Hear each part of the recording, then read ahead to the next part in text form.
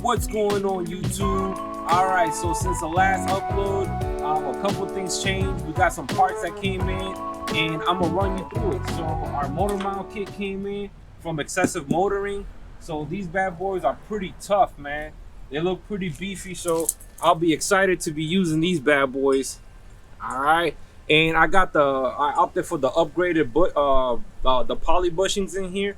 So we should see how those work out. So behind me is going to be a quick parts list of what we're going to be using for the IS300 rear end. This is the GS430 3.2 rear, sporting the FIGS adapter plate that's going to allow you to use this differential in the rear subframe. We went also with the Collins adapter. This is a Guibo delete kit. You use this pretty much when you're building a custom drive shaft. Part numbers you're going to be using when you do this swap, you can go down to rockauto.com and pretty much get this right here. I'll put a link in the description for the parts that you're going to need for this that you can get at Rock Auto. Swing the rear sway bar out the way. So we're going to knock these out right here. These are 12mm bolts that hold the sway bar together. So we just quickly remove those. That boy's on there.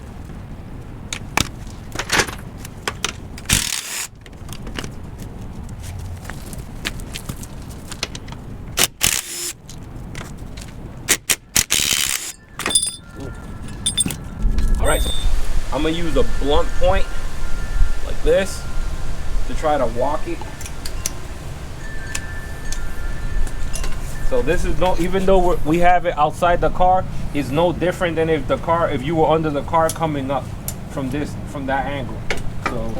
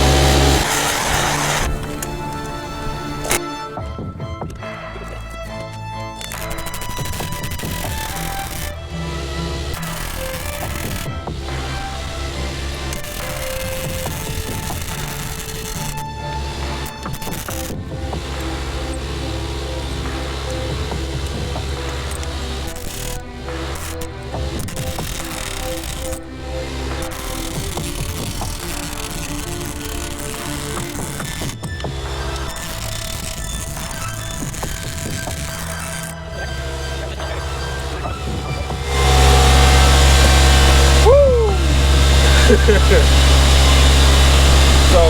it was a little tougher than I expected.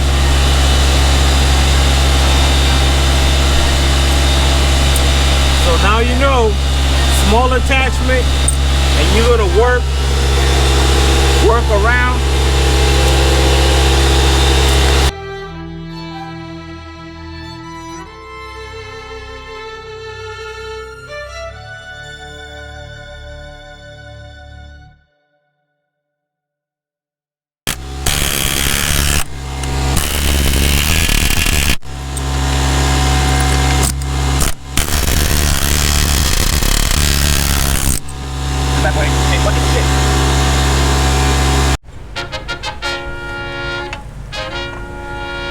Alright, so my dollar air chisel ain't gonna cut it. So hammer to the rescue.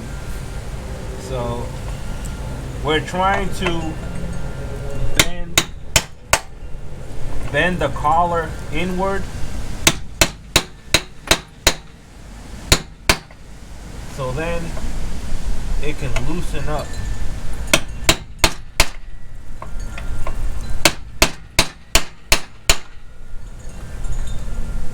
We're making some progress. All right, come over here and take a look.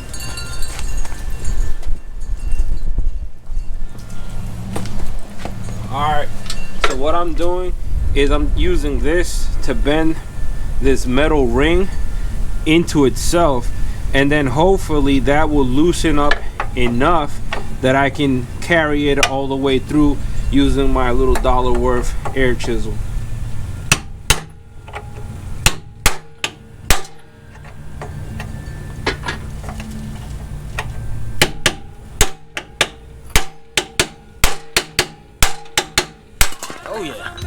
as you see, sometimes you gotta use your brute strength to get it done. So we're gonna do pretty much the same thing to the other one. All right.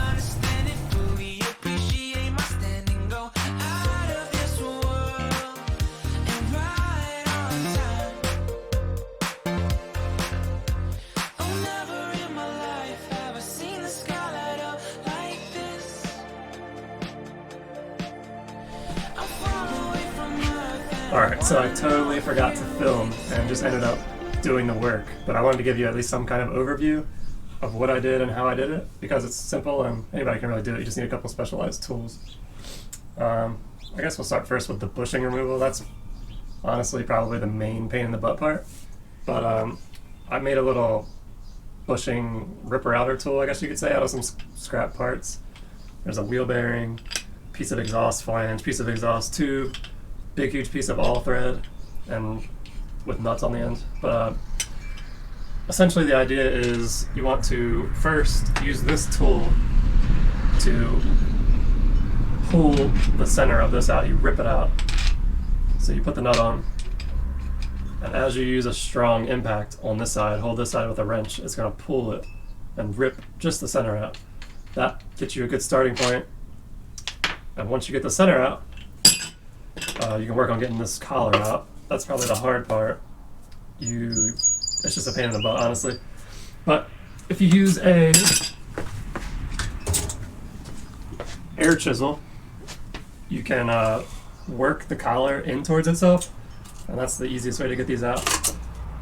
You just want to cave it in on itself, and once you start caving it in more and more and more, it'll begin to get free after many agonizing and painful minutes. But yeah, that's about it. So 4 subframe bushings get this treatment. Impact gun with the puller, or the ripper, whatever you want to call it. Chisel for the outside of the bushing, cave it in on itself. And then you're set to put your new bushings in with whatever method you want. You can probably use these. If they're solid bushings, like solid aluminum, you can put them in the freezer. That usually works pretty good. And if you want, you can probably heat this up a little bit with a torch. So freezing the bushings, heating this up, expands, contracts. It'll slide right in with a minor hammer tap. Otherwise, if you have some poly bushings or a little softer type, you'll probably need to do some sort of puller tool to pull it into itself. So you can maybe use this with some different iterations, like turn it this way so it's flat against the bushing and flat against the bushing, and use it to suck itself into each other. And it'll suck itself right up into the collar. But it's not a huge deal. Otherwise, fitting the differential, not a hard task.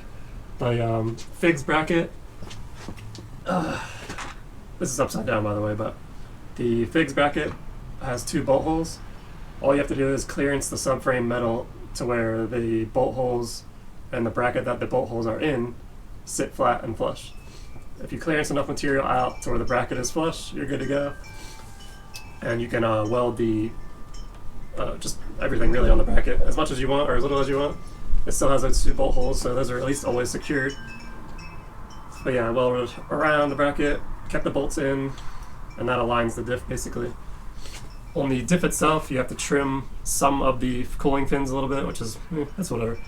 Not too much airflow back here anyway, but yeah, trim some of the cooling fins. That gives you the room that you need to get the diff in place. Once that's in place, I slide the figs back cups in, the little plates, 2 little round plates. And that's of course after prepping the subframe, removing the paint, getting ready for welding. So I prep the subframe, get these plates in place, bolt them into the diff without welding anything. Tighten these main diff bolts, and that way everything is lined up, everything is secure.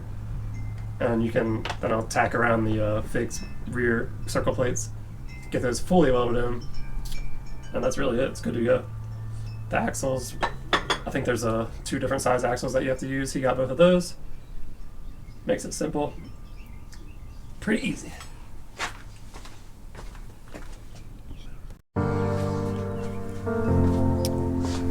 And the only other thing to note is when you put this diff in, the e-brake cables lose 1 mounting spot because it's around this area, I guess, but not a huge deal. Once you get your subframe up and in and situated, you can either riv nut these to the unibody or somewhere else down there, or you might not even need them, honestly. As long as you can keep them out of the way of the drive shaft, that's all you really need to know. That's all that really matters. And he has a Collins adapter for his T56 drive shaft eventually. That's also super easy, just bolt that up. But yeah, very simple. Helps when the subframe isn't super dirty and rusty.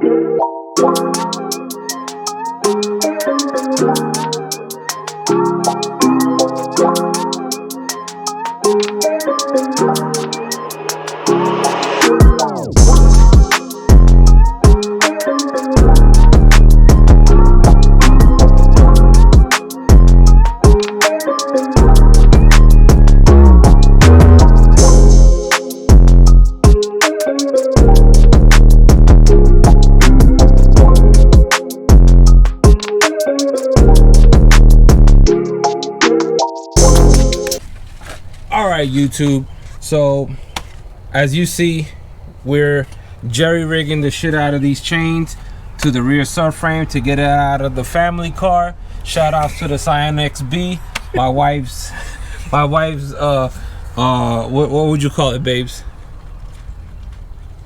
I don't know. Most reliable car in the world. Yeah, the most reliable car in the world, Toyota, of course.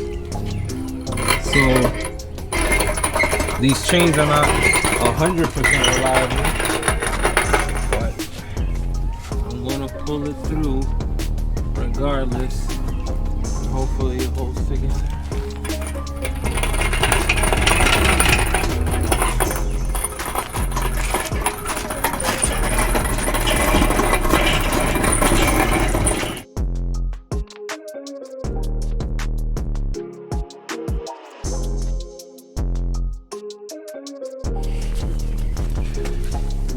So there you go. Pretty much had these bad boys welded in. Thank you so much, Figs, for coming up with a kit to make this thing happen. All right, ladies and gents, thank you so much for watching the video, following, subscribing, and liking. At this point, as you see, we've got everything back from the fabricator. He did a fantastic job at welding in the plates and setting everything in place for me. And at this point, we're just gonna go ahead and I'm gonna leave a snippet of him just talking about some more information. These are just the carnage of bushing removal. It's always nasty and dirty and loud and violent, but it's kind of what you have to do. Blow the center out with the puller tool that I made, and then blast the collar in on itself with the air hammer. I would say absolute necessity tools are a very powerful impact for the pullers. I rip these out, and honestly, a pretty powerful air chisel too to blow these collars in on themselves and get them loose.